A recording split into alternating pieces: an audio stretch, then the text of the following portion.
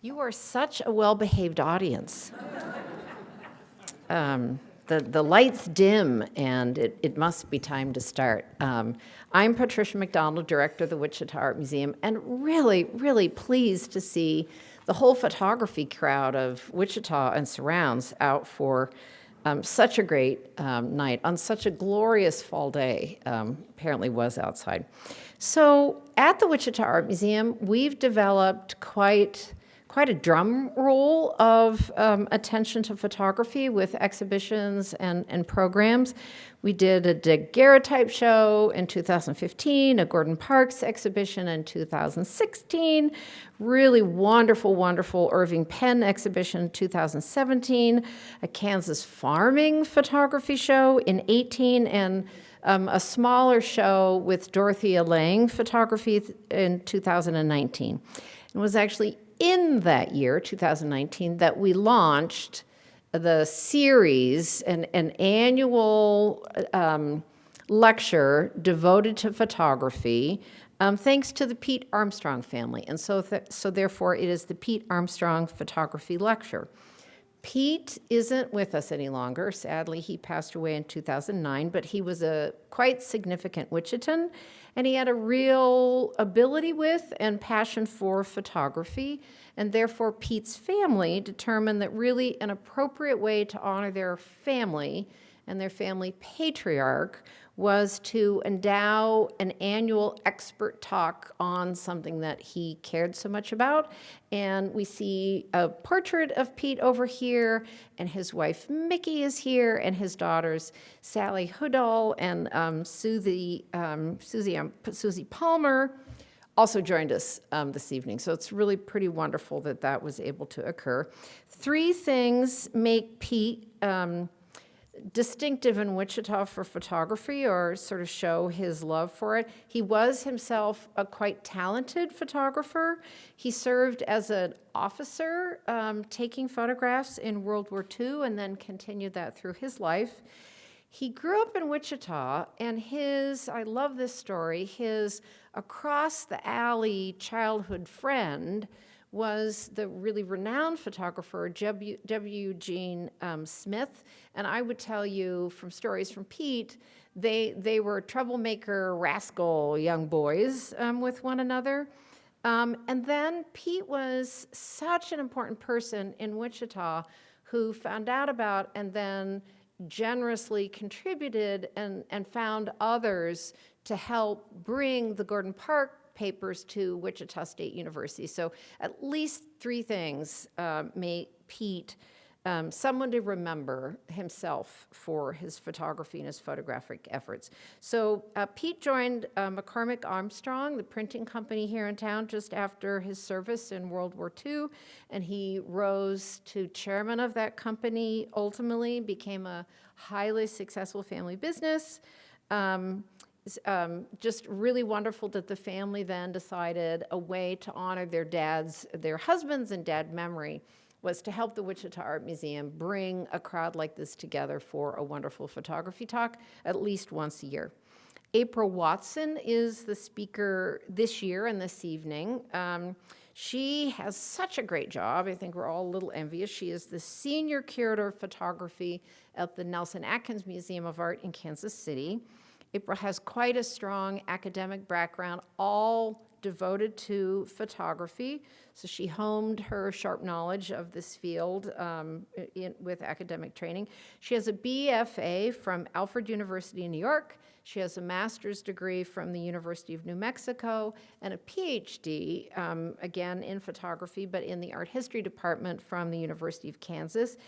Interestingly, her 2013 doctoral dissertation relates to the topic for her lecture this evening.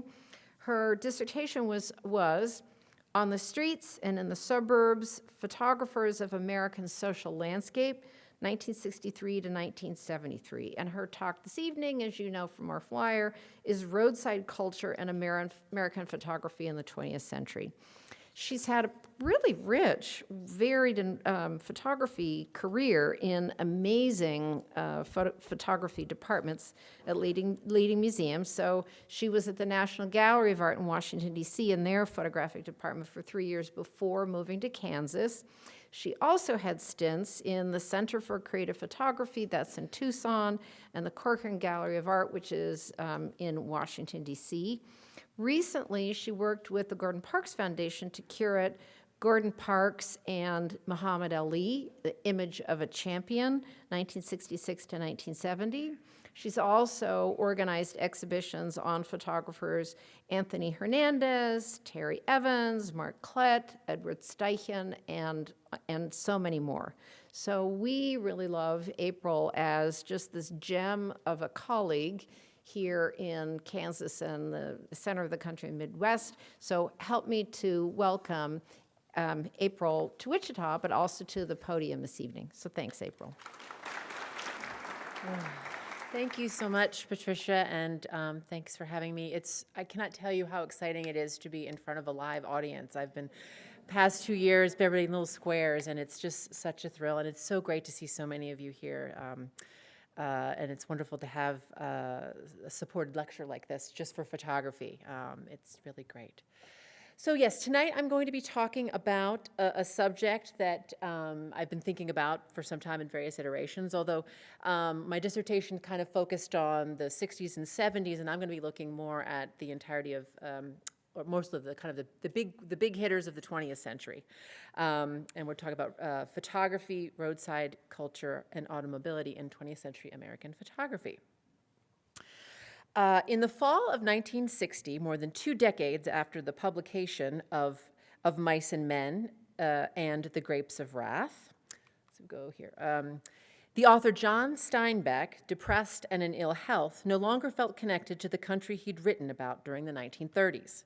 His determination to, quote, hear the speech of America, smell the grass and trees and sewage, see its hills and water, its color and quality of light, sparked a decision to embark on that most American of adventures, the cross-country road trip. After mounting a camper on a pickup truck, which he nicknamed Rocinante after Don Quixote's faithful steed, and you can see a slide of Rocinante there, as well as an interior view. If you're at the National Steinbeck Center in Salinas, California, you can go visit this. He outfitted his mobile abode with a double bed, a 4-burner stove, a heater, a refrigerator, a chemical toilet, and screened windows. And he drove 10,000 miles through 34 states. Accompanying him was his wife's 10-year-old French poodle, Charles Le Chien, better known as Charlie, who became a featured presence in the travelogue Travels with Charlie in Search of America. Published in 1962, the best-selling book chronicled Steinbeck's journey, in which he recounted his many interactions with Americans. Steinbeck claimed that he had found no strangers and generalized at the end of his journey that for all our geographic distinctions, quote, Americans are more American than they are Northerners, Southerners, Westerners, or Easterners. The American identity, he noted, is an exact and provable thing. Steinbeck's discoveries were decidedly double-edged on his journey, though he was gladdened to see that the lives of many Americans had improved economically since the 1930s. He saw the shrinking of small towns and the expansion of suburban sprawl, the decline of local and regional distinctions along the old U.S. highways he traveled, and the commensurate homogeneity of experience that characterized post-war interstate car travel. He was concerned about the impact that consumption had on the environment, and he, quote, faced the South with dread, writing that the fear, violence, and racism that daily made news headlines reverberated as a terrible nationwide pain, still far from healed, that implicated all Americans. Steinbeck's insights, criticisms, and curiosities about this country and how it had changed were shared by many of the photographers who, for varying reasons and in different contexts throughout the 20th century, took to the road, cameras in tow. In the midst of the Great Depression and the Dust Bowl, photographers working for the government's Farm Security Administration, a New Deal initiative, were traveling across the U.S. documenting the lives of farming families, sharecroppers, and migratory agricultural workers who were eking out a living and often barely surviving. Indeed, as many of us recall from our U.S. history classes, Steinbeck's novels of the 1930s are often considered alongside many of these well-known photographers' works. People like Dorothea Lange, Russell Lee, Walker Evans, whose photographs you see here, and other photographers such as Marion Post Walcott, Jack Delano, Ben Shawne, Carl Meidens, and many others. This imagery of downtrodden yet resilient Americans in the face of adversity, whether conjured in the realist prose or through the camera's lens, have become part of our collective cultural memory of this time period. When Steinbeck published Travels with Charlie, however, in 1962, it was a very different moment in our nation's history. In that year, U.S. involvement in Vietnam began to escalate, and the Cuban Missile Crisis began a particularly volatile period within the Cold War. And this is a photograph that I always, it's taken in 1962 by D.N. Arvis, and I've always felt that it sort of powerfully conveys in this symbolic sense the collective anxiety of our country at this moment as the relative peace and prosperity of the post-World War II period was poised to explode amid the social and political turbulence of the Vietnam era. The Freedom Riders had also traveled through the Jim Crow South the previous summer to test a Supreme Court decision that deemed segregation of interstate travel accommodations was unconstitutional. Met with terrible violence, the riders courageously advanced the cause of civil rights, which continued to gain momentum throughout the 1960s. New Deal-era liberalism was being redefined by the rise of the New Left, a younger, more radical movement which took up the cause of class struggle and extended it to address other forms of systemic oppression, with a particular emphasis on race and gender. This generation had grown up after World War II during a period of tremendous economic prosperity that, due in large part to the GI Bill of 1944, made middle-class housing and a college education affordable to a wide swath of the population, if, notably, you were a white man and a U.S. veteran.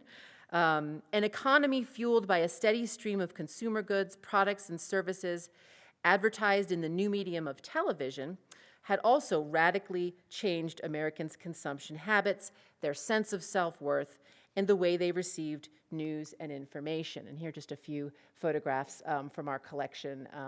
A really wonderful picture by Frances Miller that was featured in Life magazine of 10 grade school kids sitting around a TV set. And then two lovely snapshots of girls. You'll see a couple more of these anonymous snapshots from our collection a bit later. Significantly, and perhaps most immediately related to the talk this evening, the old U.S. highway system, established in the 1920s as a network of regional two-lane roads that meandered through the country's vast and varied geography, had been supplanted by the U.S. interstate system, an infrastructure project signed into law by President Dwight D. Eisenhower as the Federal Aid Highway Act of 1956. And here on the left, you can actually see some images from Eisenhower's convoy of 1919. It was a trip along the Lincoln Highway to determine road conditions on the left, and you can see maybe they weren't so great. And then the image on the right shows a view of the then new Interstate 5 in Los Angeles, and dates to about 1960. Constructed to allow for a greater volume of vehicles traveling at faster speeds with fewer entrances and exits, these multi-lane arteries cut across the landscape with little attention to the natural topography. Steinbeck himself was no fan, calling them, quote, great high-speed slashes of concrete and tar that bound drivers to the reel and made it possible to drive coast to coast without seeing, he said, a single thing. Steinbeck was certainly not the only one to express his disdain. The historian and critic Daniel Borston wrote that this, quote, vast ocean of superhighways was nearly as free of culture as the sea traversed by the Mayflower Pilgrims. Indeed, arguments for and against the interstate travel have been raging since its inauguration, often divided along partisan lines, with one side arguing that the interstates connected and built the nation, the other side proclaiming that they divided and ruined us. From the founding of the first automobile company in the United States in 1895, the Duryea Motor Company, through the 1960s, Americans embraced automobility, a term which may be defined as both a physical and a psychic experience, thoroughly enmeshed with our notions of individuality and community, regionalism and nationhood, freedom and constraint. The photographers whose works I'll be speaking about this evening all took to the road for reasons both personal and political, in search of something that they simply didn't feel they could find at home. As such, the roads they traveled also assumed different meanings, real and symbolic.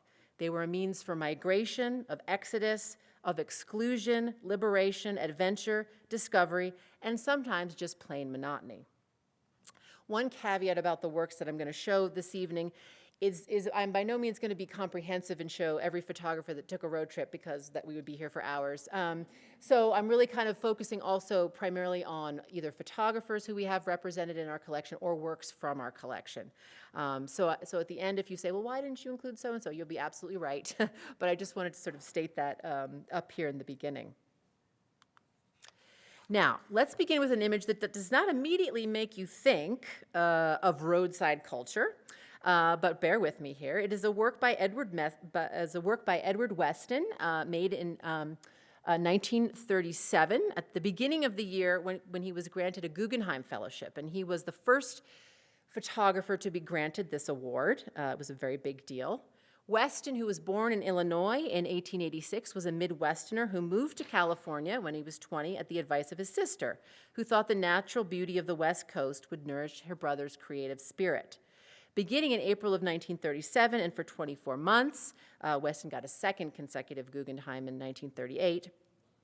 He devoted himself full-time to photography, traveling with his young wife, Charis Wilson, through California and the West. And there is our two pictures of Charis.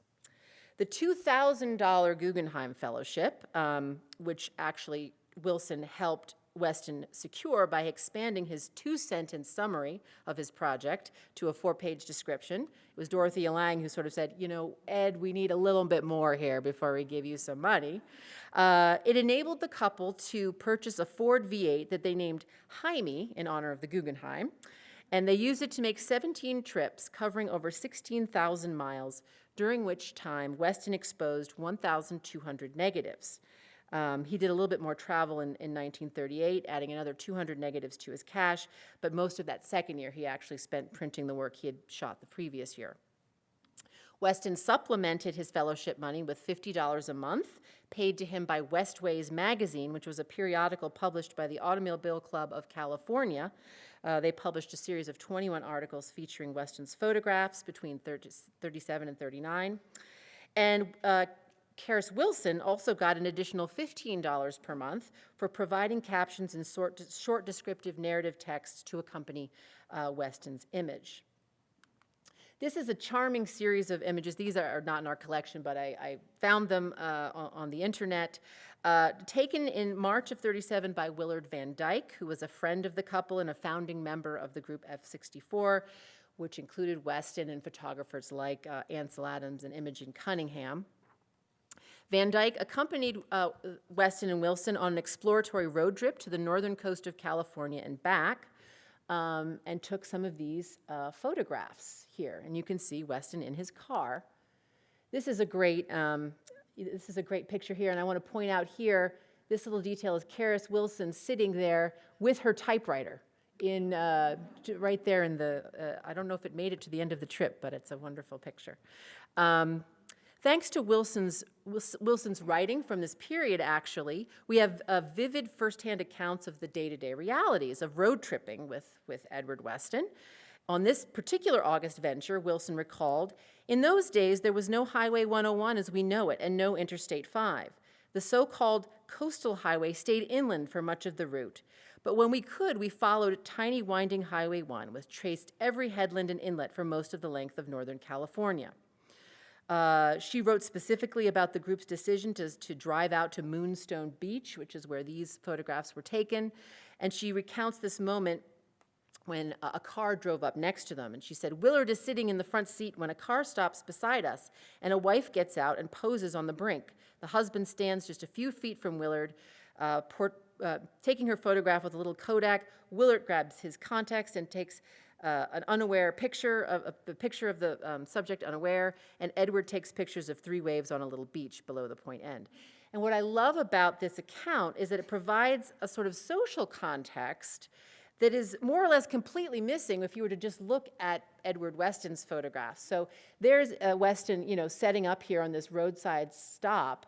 And although this may not be the exact photograph he made, it would be at the same, similar location.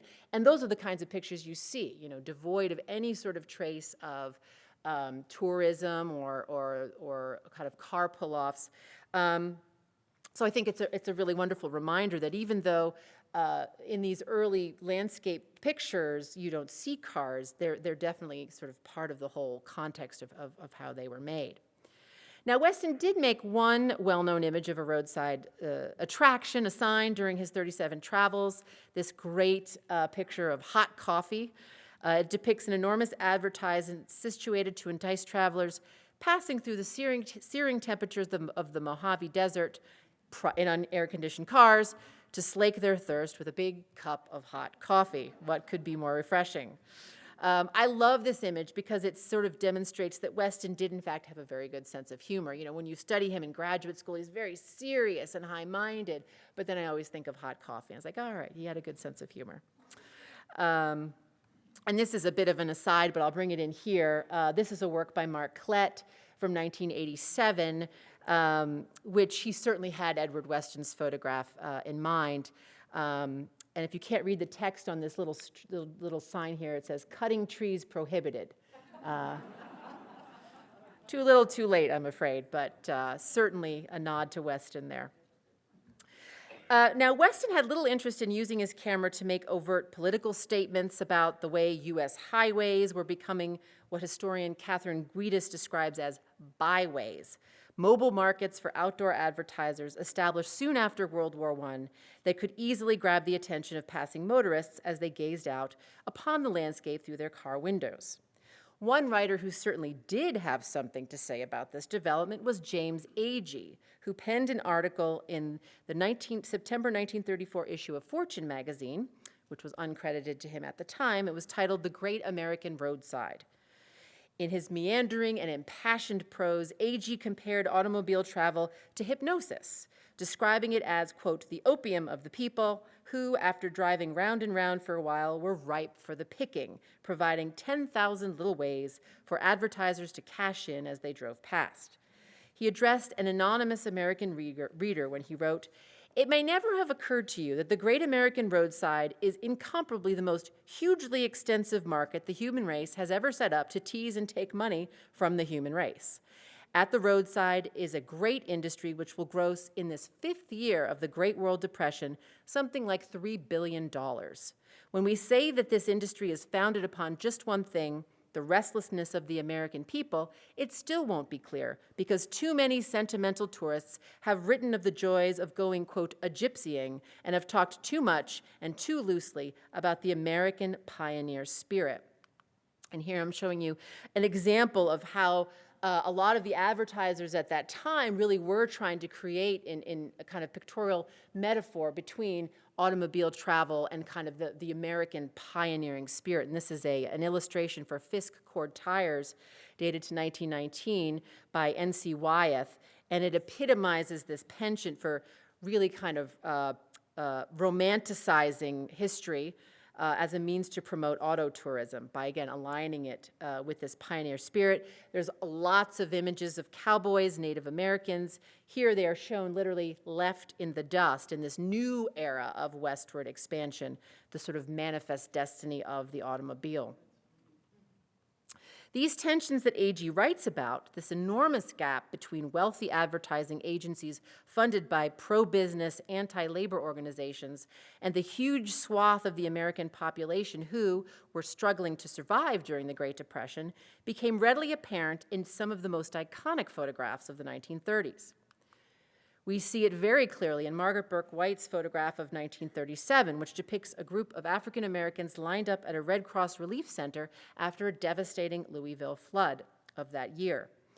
They appear as though they are about to be driven over by an enormous, well-dressed, rosy-cheeked white middle-class family depicted on the billboard behind them.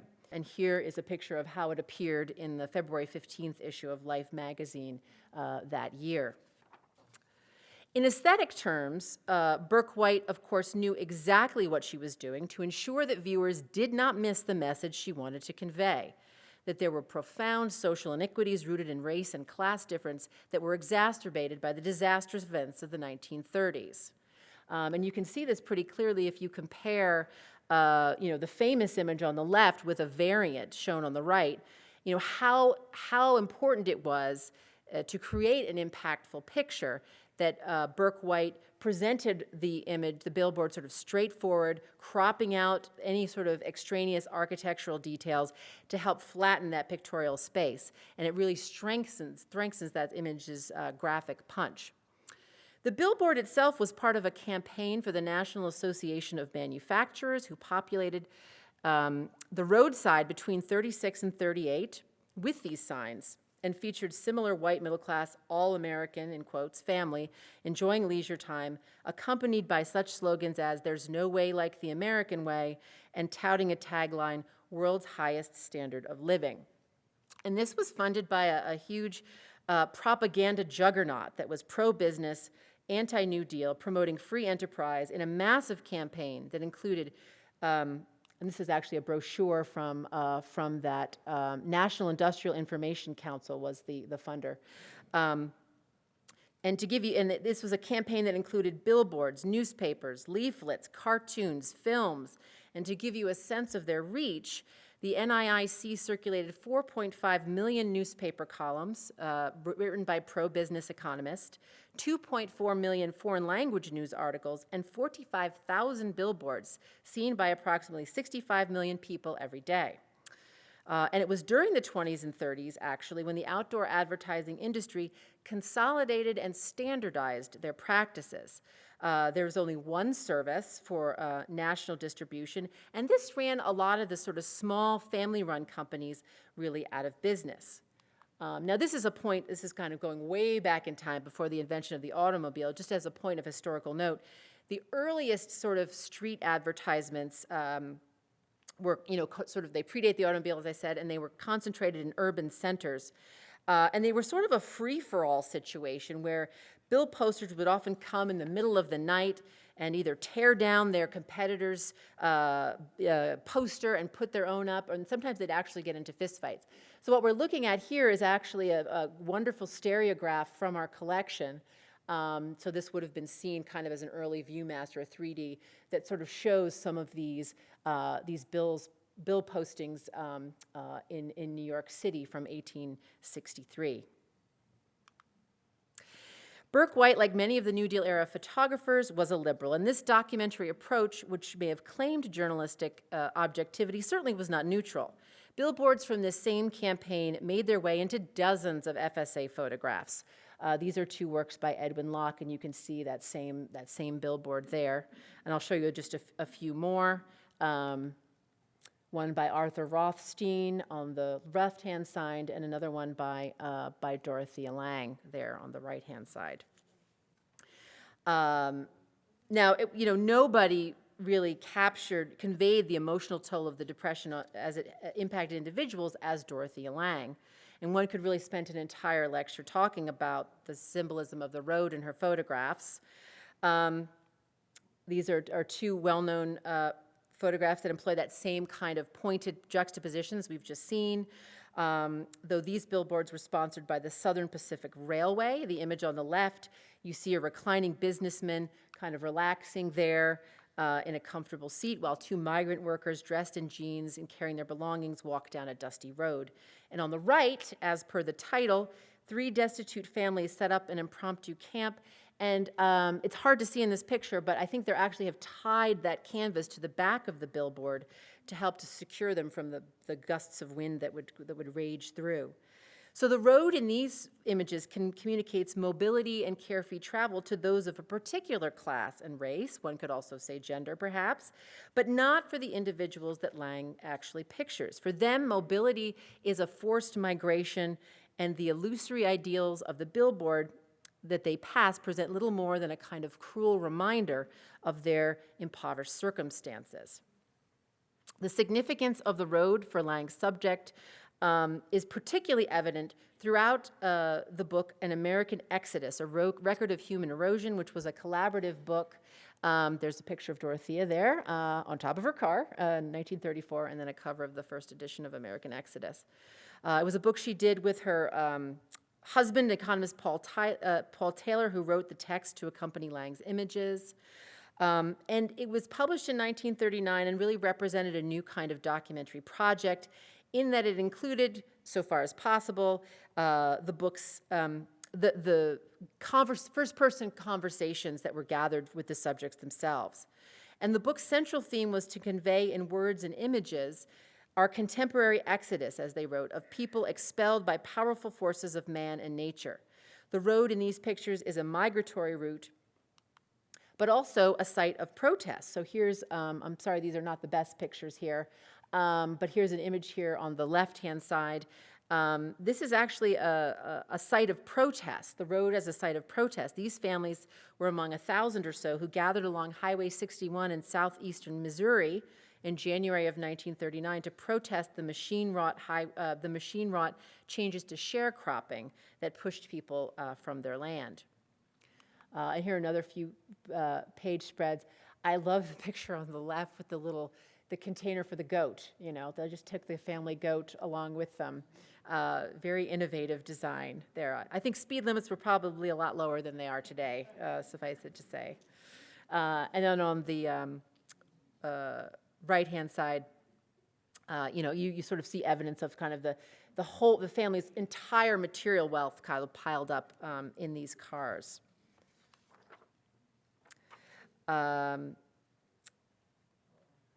This is a Texas family looking for work in the carrot harvest in the Coachella Valley, California, on the left-hand side, and pea pickers in a camp from 1936 on the right-hand side. The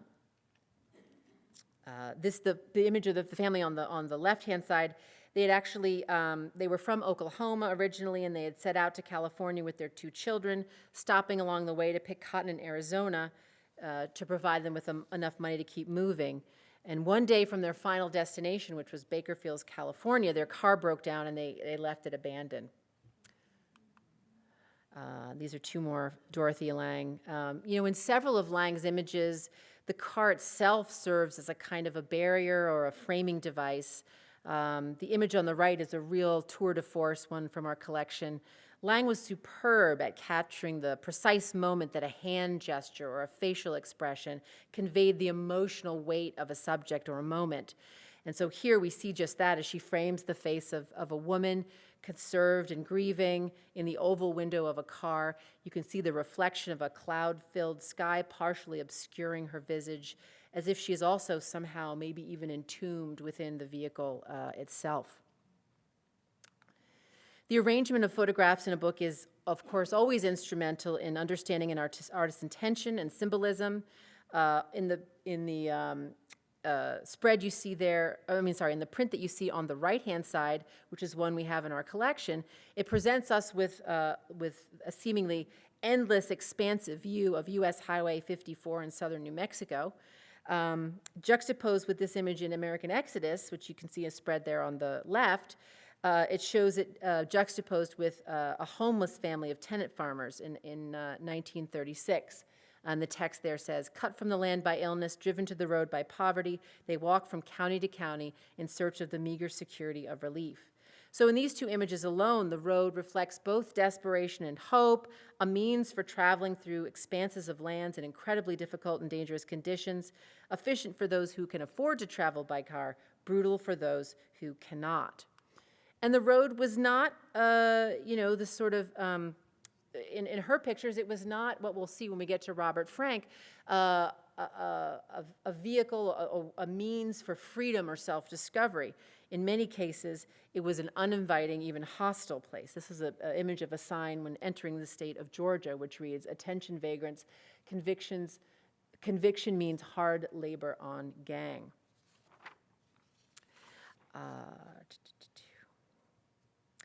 In Lange's documentary vision, the way she's defining documentary photography, objectivity is not the goal. Her concern was always to use the camera as a tool to persuade, to frame the grim realities she encountered, and represent them to a sympathetic audience with the ultimate goal of effecting change. As she once noted, quote, "Everything's propaganda for what you believe in. I don't see that it could be otherwise. Conviction, propaganda, faith. I don't know, I've never been able to come to the conclusion that that's a bad word." A photographer who took a far cooler approach to documentary practice during the 1930s was, of course, Walker Evans. Perhaps more than any other photographer working during this period, Evans laid bare a vision of America defined foremost by the vernacular landscapes he encountered on his travels through the Southeast and parts of the Midwest. Evans recognized the pervasive presence of photography itself within American society as it moved tenuously into modernity. And many of his well-known images from the photographs from this period include references to picture taking or photography itself, as you can see in this great print we have of the licensed photo studio. Where Lange, Burke White, and others framed their subjects with no intention of suppressing their personal perspectives, Evans tended to be highly suspicious of such, quote, documentary photography. The billboards in this particular photograph, and you can see it here, this is as it's kind of in the Library of Congress files, mounted to these kind of now dog-eared cardboard sort of backings. His billboards here are not meant to serve as ironic counterpoints to human strife, but rather are seen as part of the built environment. Later in his life, after he'd been teaching at Yale University, he distinguished his particular approach as documentary style. And he noted in an interview with Leslie Cass, he said, "Documentary, that's a sophisticated and misleading word. The term should be documentary style. You see, a document has use, whereas art is useless." Evans' photographs paid as much attention to architecture as they did to the arrangement of signage, telephone poles, people, monuments, and murals, with no desire to make a pointed propaganda. And this was an approach that put him at great odds with Roy Stryker, who directed the photographs division of the Resettlement Administration when Evans was employed there between 1935 and 1937. There's another great image of a wooden church in South Carolina, and then a wonderful image of a gas station. And the gas station will become very prominent as a theme as we move forward in the lecture. As Lincoln Kirstein wrote in his essay for Evans' influential book, American Photographs, in 1938, there has been no need for Evans to dramatize his material with photographic tricks because the material is already in itself intensely dramatic. Even the inanimate things, bureau drawers, pots, tires, bricks, signs, seem waiting in their own patient dignity, posing for their picture. American Photographs, published on the occasion of Evans' solo exhibition at MoMA, which was the first solo exhibition of a photographer's work at the museum, was remarkable for many reasons. The book itself, its pacing, structure, and edit, with photographs set next to blank white pages, seen without text or captions, was extremely innovative, very different from anything that had come before, and it informed many subsequent photo books, which we'll talk about here in a minute. Apropos of tonight's theme, Evans included many photographs of cars in American Photographs, or aspects of roadside life and culture.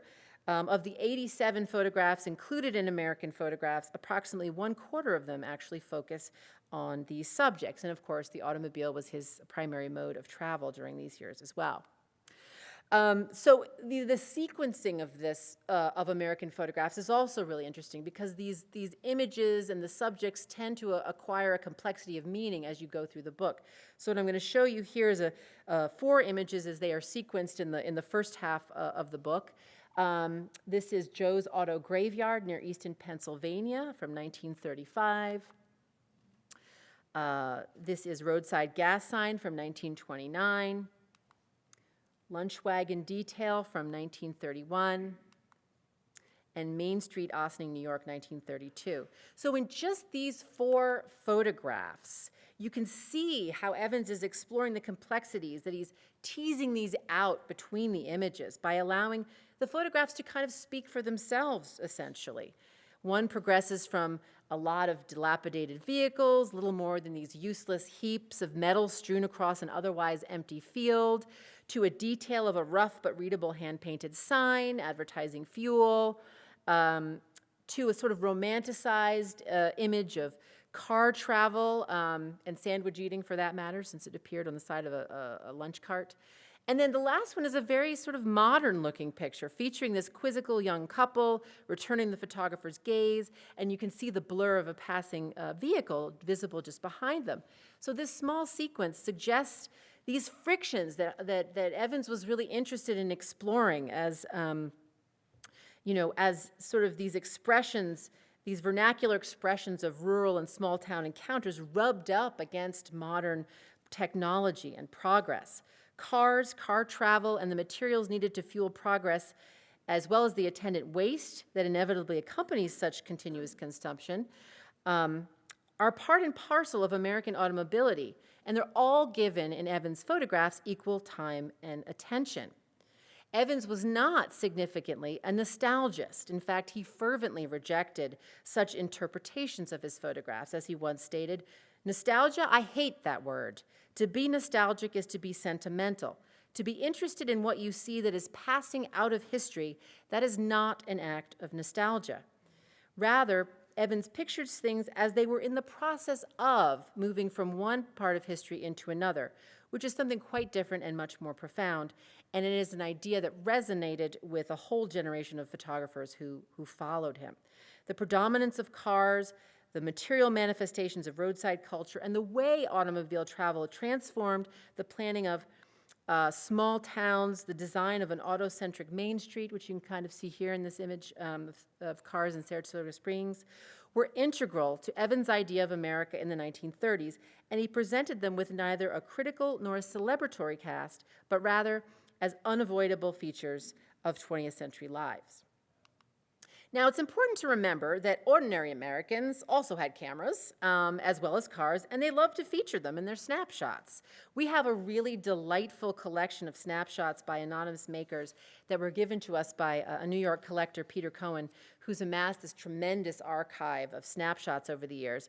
And this, he kind of organized them according to categories. So this was a whole category that he found of people and their cars, and these date to sort of the 1940s, 1950s. And it's something interesting about this amateur aesthetic as well, which is often characterized by pictures that are maybe not in perfect focus or included little bits of unintended information at the side, like this little wheel over here, that maybe the photographer wasn't aware of or just didn't care when they took the picture. So it's just kind of fun, I think, to remember these kinds of vernacular snapshot photographs alongside some of these more iconic photographs, because they too are part of photography in the 20th century. In fact, there's a whole genre of through the windshield snapshots, a whole category of them, where the interior of the car becomes a framing device. And so these are all pictures that would have meant something to the maker. This picture, the little caption says, "On the way to Palm Springs." But to us, it doesn't, we're trying to figure out what's going on in this picture. We see them just as strictly sort of visual things. And in fact, they would inform later photographers like Lee Friedlander, who took up the snapshot aesthetic rather obsessively on his many cross-country trips in the 60s and 70s. These are a few works, actually, that are more recent from 2008 and 1999, where he's using a medium format camera, but still playing with that idea of looking through the windshield, playing with depth of field to kind of collapse the space. And there's always a kind of dry wit to a lot of Friedlander's photographs. It's also, I think, important to remember that freedom, mobility, and progress, as symbolized by road travel, did not hold true for all Americans. African-American drivers faced discrimination on the road and were often victims of price gouging, contempt, and sometimes deathly violence. Two important publications helped steer Black drivers to safer areas, welcoming hotels, better resorts, and restaurants. The Green Book, so nicknamed for its founder, Victor Green, was begun in 1936, and it promised subscribers safe and enjoyable travel experiences using the motto, which you can see here, "Carry your Green Book with you, you may need it." And he got information from subscribers who would travel and send back, offering sort of first-hand accounts that he would add to his Green Book.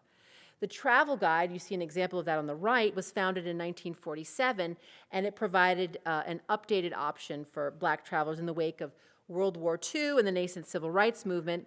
And it was founded by a former jazz musician and band leader, Billy Butler, who had experienced no small amount of harassment and indignity when he was traveling around the U.S. on tour. The travel guide's motto was "Vacation and recreation without humiliation." The Green Book ceased publication in 1966, which was 2 years after the Civil Rights Act of '64 banned racial segregation in public spaces. However, Black drivers still, as we know, face a great deal of uncertainty. In fact, I'm going to read a quote from a recent Washington Post editorial by the journalist Jonathan Capehart, and it's titled "Being Black in America is Exhausting." And this is the quote that no, I don't have it here. Okay, this is the quote I have. "You know how you might stop and admire a nice house? I don't do that. My admiration is done on the move. You know how you might take a look inside a sweet car parked on the street? I look from a distance. And as I consider buying a car, my interior color selection will hew toward tan, the better for the police to see inside the car in case I get stopped for driving a nice car or whatever, which is why my dream of driving across country will remain a dream."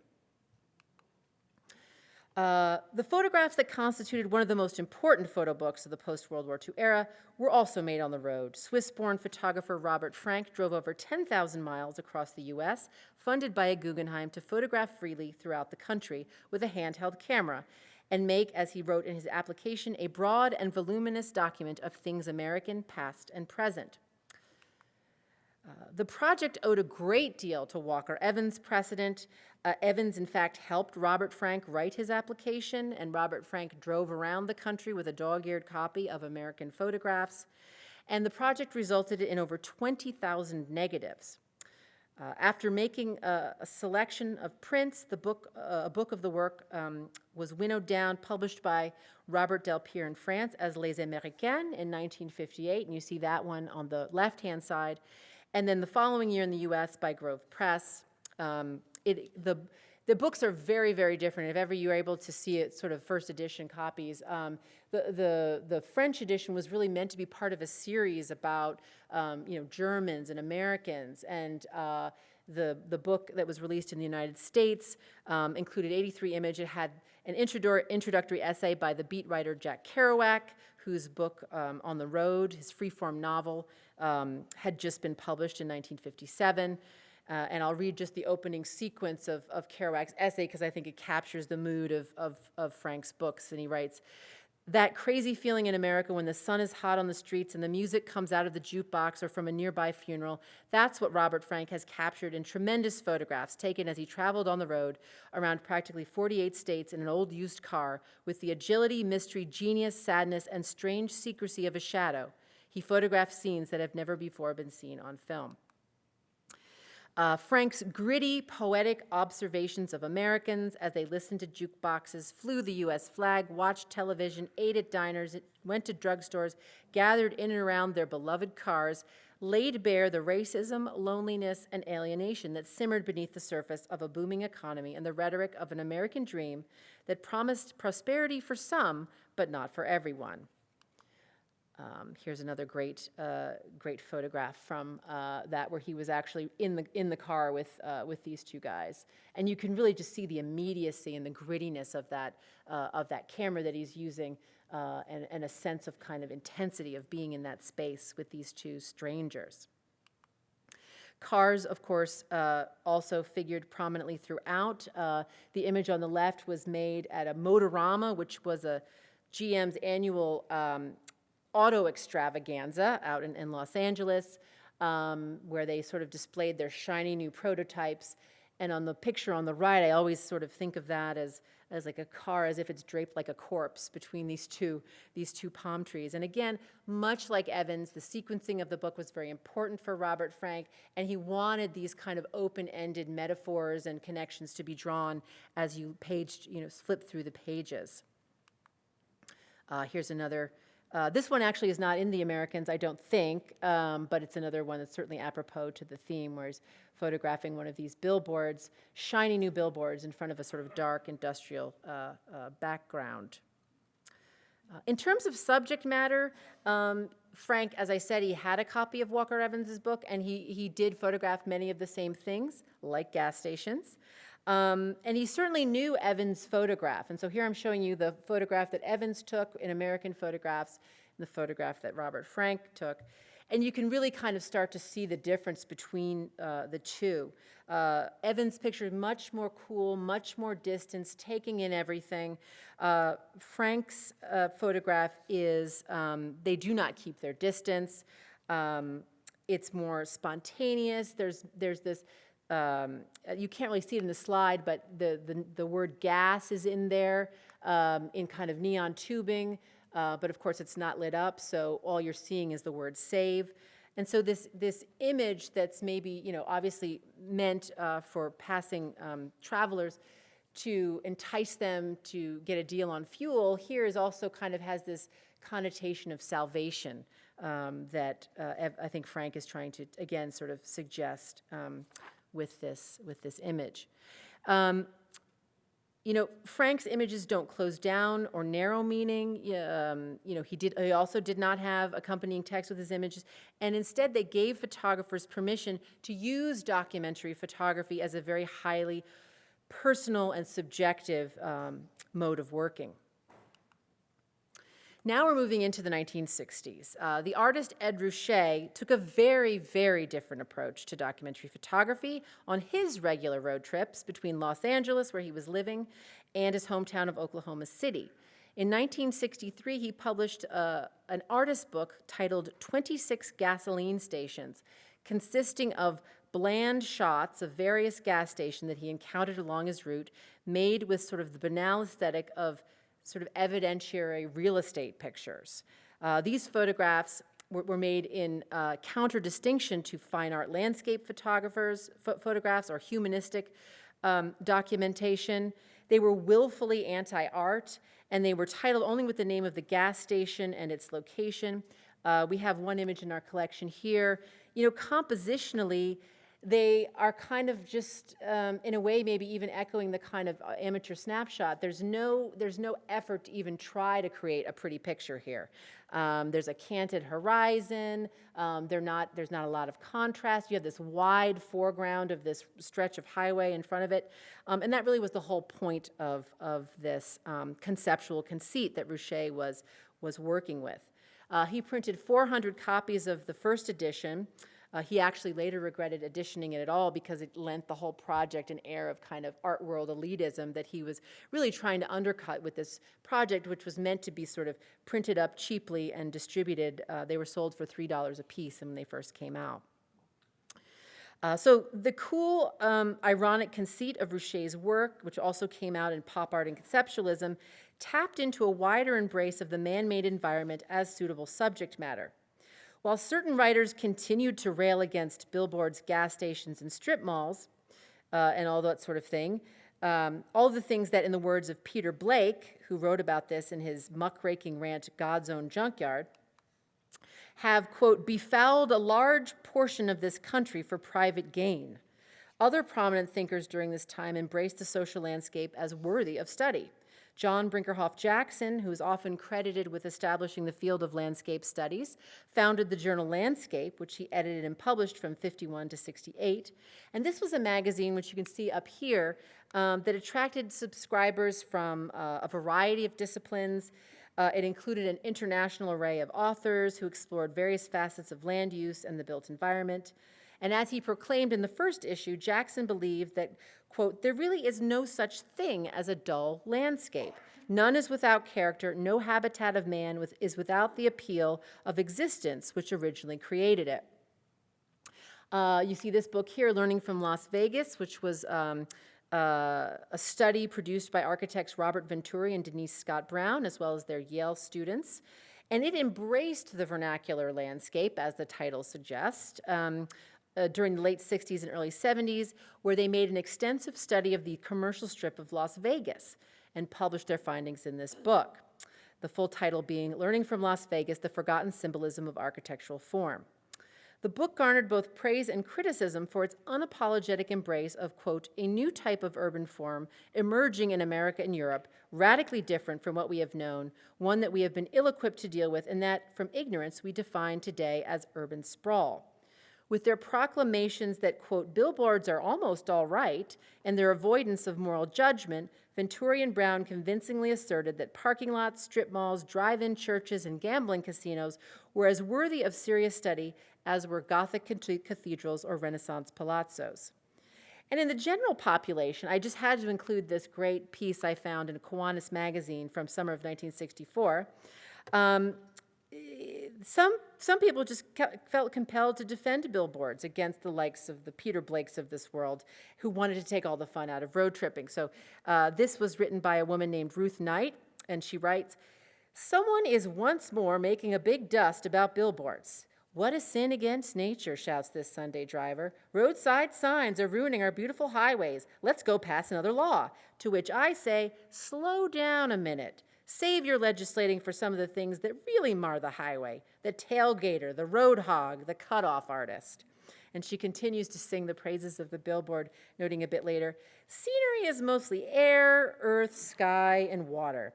Besides that, what have you got? There's always plenty of stuff to see above and beyond the billboards." So she would likely have taken issue with the young lawyer Ralph Nader, whose damning expose of the auto industry's failure to implement safety features in their cars, titled Unsafe at Any Speed, came out in 1965 and resulted in federally mandated safety requirements, things like seatbelts and anti-lock brakes and airbags. And incidentally, Nader was very influenced by Rachel Carson's Silent Spring in 1962, which you see here, which detailed the environmental impact of pesticides such as DDT. So the environmental movement is also beginning during the 60s as well, and this is also impacting kind of the way photographers are deciding to picture the man-altered landscape. All of these ideas were brewing in the late 60s and early 70s as a group of photographers gravitated to the man-altered environment as subject matter. Shown together in the landmark 1975 exhibition New Topographics, Photographs of a Man-Altered Landscape, artists such as Stephen Shore, who you see here working in color, Louis Baltz, Robert Adams, Henry Wessel, Joe Deal, Bernd and Hillebecker, and John Schott, among others, turned away from those transcendent ideas of landscape that had been established by Ansel Adams and Edward Weston, and instead pictured industrial parks, gas stations, suburban sprawl, roadside hotels, which you see in these two great images by John Schott here, parking lots, and other aspects of social landscape indelibly changed by automobility. It's a great photograph by Robert Adams. I think you could do a whole show on just gas stations. There's so many of them in the history of photography at this time. Adams was always, interestingly, they called New Topographics a kind of anti-romantic movement, but I would argue there's a lot of romanticism in Robert Adams' photographs because he always, in his pictures, tries to strike this balance, or at least this kind of tension between the environmental and ethical destruction he witnessed with suburban development in and around Colorado, and a kind of just the acknowledgement of the transcendent power of light and natural beauty. All of which I think is fairly evident in the Frontier gas station. Again, noting that the sign reading Frontier, an allusion to this idea of automobility and aligning it with the idea of westward expansion. And he carries this through. I'm just going to show you I guess I didn't include them here. There are other photographs that he carries through those ideas as well. Now, the New Topographics group did not include many women, actually, only Hillebecker, who was one half of the German duo.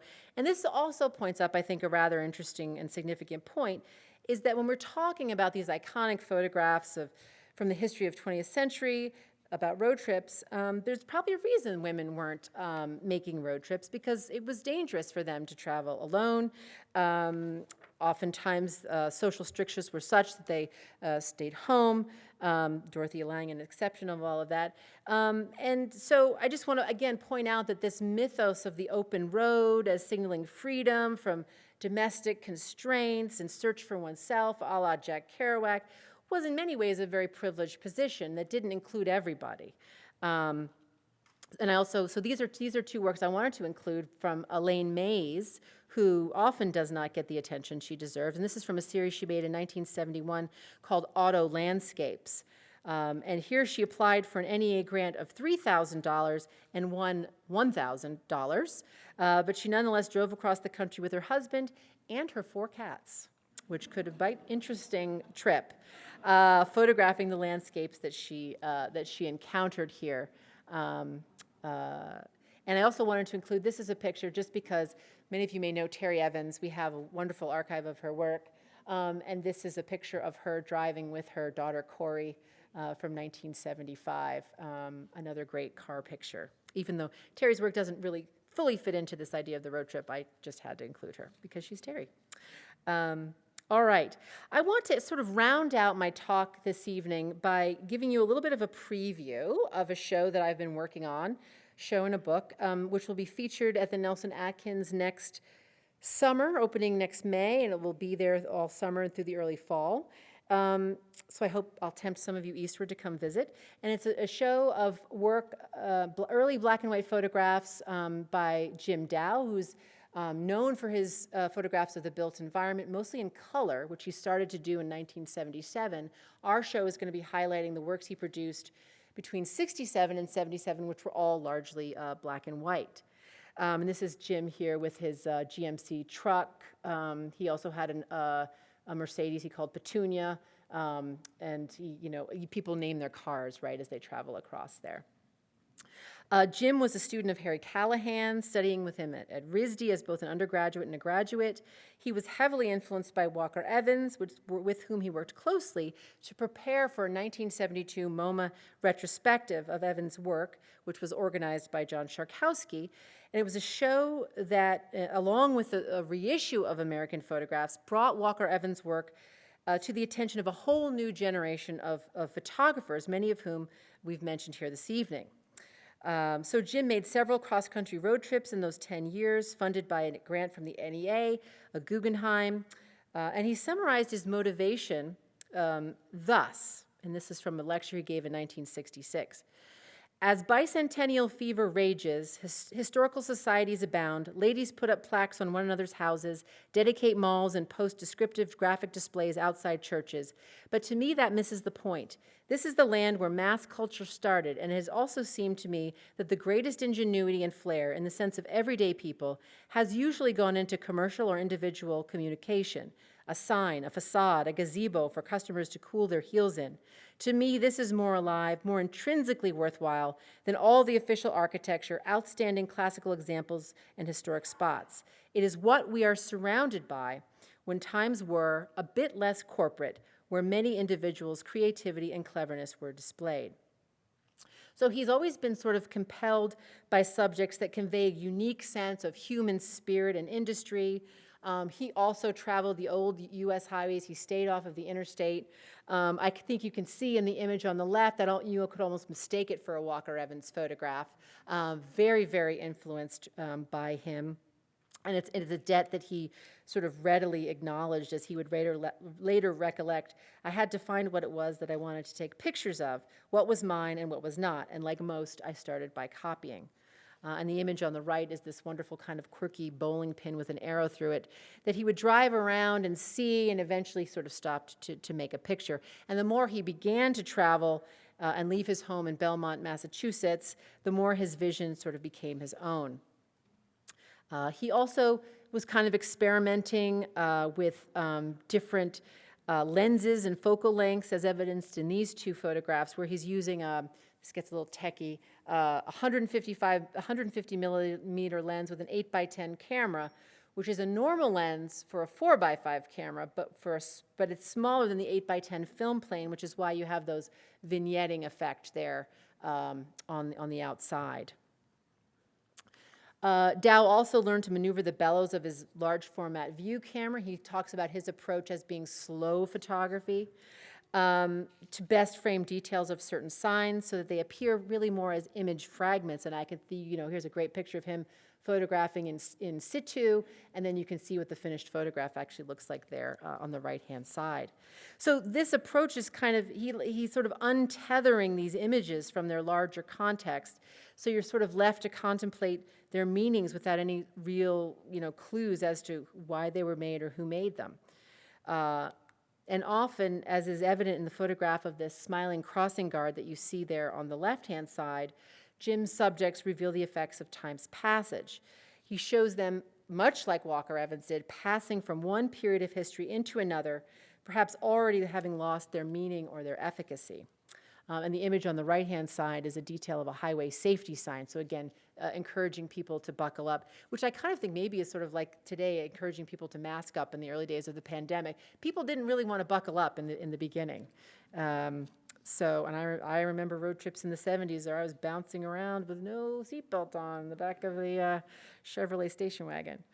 As Jim drove around the country, he began to sort of find and photograph similar subjects, creating categories that he would continue to build upon for the remainder of his career. These are a great, he's kind of focusing on sort of the religious architecture and signage out in the landscape. This particular one on the left-hand side, he said, they had started to make this sculpture, but ran out of money. So they just sort of left it there, which I think is really, it just adds a whole other level of interest in this kind of high ideals kind of left foiled due to the economic circumstances. He also kind of, as he would drive around certain regions, there would be different sort of regional motifs that he would photograph. Again, sort of the prevalence of the cowboys and Indians, which were popular in the West and the Southwest. And what I find, and the image also on the left-hand side is from actually a famous drive-in theater, no longer in existence. And there was a Quentin Tarantino movie recently, the one that featured Brad Pitt as the stunt double, and I can't remember the name of it now. But anyway, Brad Pitt's character lives in a trailer outside a recreation of this very drive-in theater. So if anyone watches it, you can sort of think about that. What I find really interesting about Jim's work, and it's something that the writer Ian Fraser has noted, is that the pictures aren't kidding. And that is to say that they avoid the pitfalls of nostalgia as well as irony, though there's certainly humor to be found, I think. And his intentions are neither to indict nor look down upon his subject from some imagined, elevated sense of aesthetics or taste. His eye is respectful and sympathetic. This one on the left I just love. It's this painted image of these smiling teenagers roller skating, arms akimbo, and it's rendered totally without concern for accurate details or bodily proportion. But regardless, the sign conveys these feelings of joy and togetherness that are promised by a visit to this particular roller rink. And of course, there are gas stations advertised with varying degrees of aesthetic polish and precision. We see the rough painted gas pumps on a plywood sign there on the left along US 119 in Neon, Kentucky. And even though this is a more rudimentary illustration, it again performs the same function as a more slick, stylized gas station along US 10 in Albany, Georgia. And what's interesting here is you see the little gas attendants where, there used to be a time when they would come up and pump your gas for you in these clean white outfits in certain parts of the country, I think. And then two more. The image on the right, I think, really conveys a kind of the spare desolation of this area. And the name of the it's not even a town, it's called Number 9, Arkansas. But it really, I think, kind of gives a sense of what happens after the interstate kind of diverts traffic off of these smaller roads, and of course all of the service areas that were servicing the cars on them have fallen into obsolescence. So I think, in looking back at, when you look at Jim's photographs from this early period, they're really less of a particular time than about the passage of time itself. And though the majority of subjects that Jim photographed have long since disappeared, the impetus to make one's mark on the land through an assertion of livelihood, values, and aspiration remains. So in a democratic nation where economic prosperity relies on a perpetual renewal of tastes, trends, and styles, he seems to be kind of saying in his photographs that there will always be a desire to express individual agency and creativity in the landscape we inhabit. As difficult as that endeavor may be in an era of multinational corporate conglomerates that seek to monopolize consumption, it remains vital for understanding our sense of self and community. And I think it's that fundamental humanity that underscores most of the work we've been talking about this evening. In varying ways, these photographers pictured a social and political landscape that had cars and car travel had unequivocally changed. Acknowledging that we are a nation of drivers, tourists, consumers, commuters, these artists also challenged us to look more closely at the human and environmental costs that accompany this reality. Their pictures are poignant, ironic, amusing, celebratory, and damning, but based in lived experiences in the physical world. Today, when we speak of superhighways, we speak of information as it flows across the internet into our smartphones, sometimes useful and verifiable, but often not. The journeys we take tend more towards metaphorical rabbit holes digging for information or conspiracy theories than they are any sort of mapped out adventure. The on-ramps and the exits are controlled by algorithms and search engines that guide us towards what they think we'd like to see through artificial intelligence and data gathering. But I think that by looking back at these pre-internet photographs, these road trip pictures, there's perhaps a great deal that we can learn about what it means to get out there in the real world and to try to find our way and define who we are and what we stand for as Americans. Thank you very much. So the question was, we have, I refer to photographs as well as snapshots. And we have both of those in our collection of the Nelson-Atkins, and you were asking kind of what is the formal distinction of those things. That's a really great question. I mean, again, and I can kind of maybe go back here to show, you can kind of get a sense of the snapshot images. The way I kind of define them are photographs that you're made where you buy the film in the camera, you send them to somewhere else to develop them. Here we go. And they came back to you in these kind of framed formats. They were often made with cameras that had automatic controls and that kind of a thing. And of course, it dates back to the idea of the snapshot camera in the late 19th century, the Kodak camera, where their slogan was, "You press the button, we do the rest." So it's like this idea of snapping and taking a quick picture without much thought. So I would say snapshots are a genre of photographs. When I was talking about, Walker Evans or Edward Weston, I could maybe have said fine art prints as a way to distinguish those from snapshots, but they are all, I would say, photographs. If that kind of answers the question. No. This was part of a, our collection is really kind of was formed in late 2005 when Hallmark Cards gave a gift of about 5,000 photographs. They were part of their fine art program. So they collected them. They had exhibitions. They used to have a gallery in New York City. Over the years, they had exhibitions at the Nelson-Atkins, or they would travel the shows around. And then after those photographs came to the museum, the Hall Family Foundation, which is a different but related entity, has generously funded many of our acquisitions over the years. So, but they didn't use it as part of their business. Yeah, I mean, photographers, color film has been around.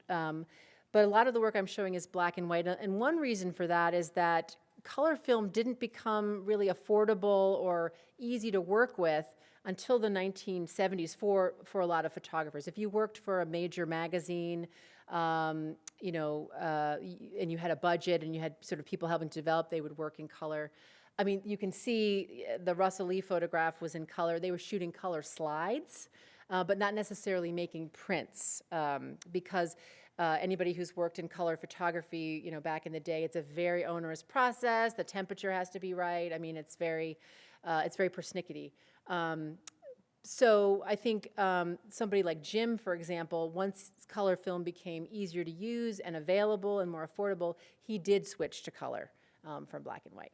Yeah, they did. Yeah, yeah. I mean, the technology of a camera most certainly dictates the kind of pictures that you make or are able to make.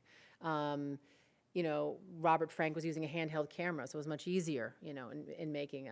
Jim actually works in a large format view camera, which takes time to set up and focus, and you can't just make a quick picture going past. So that again, it informs the kind of picture that you end up making with that.